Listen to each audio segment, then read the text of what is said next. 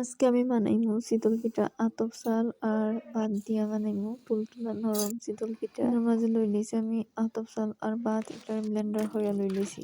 তারপরে একটা ডেগোর মাঝে নিমু এর বাদে দিলিমু এর বাদে এটা নাড়াচাড়া হইরা আমি খড়াইটার মাঝে আজকে চিতল পিঠা করবো।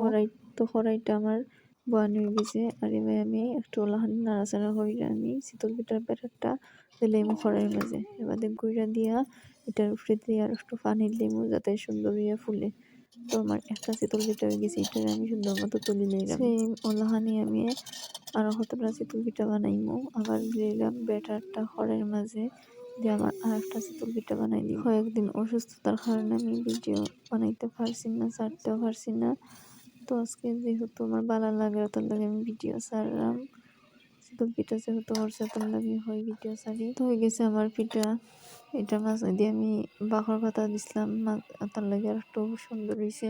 তো লাহানি আতপ চাল আর বাদ দিয়া এত নরম তুলতুলা পিঠা বানানি যায়। যারা যারা এলাকানি খাইতে ভালো লাগে লাহানি চিতল পিঠা বানাই খাইতে পারেন। ভাত আর আতপ চাল দিয়া একবারে তুলতুলা নরম পিঠা। এই পিঠার লাগে আমি আগেই চাটনি বানাই রাখছিলাম আর এত পরিমাণ নরম হয়েছে আর জালি জালি খাইতে যে ভালো লাগছে।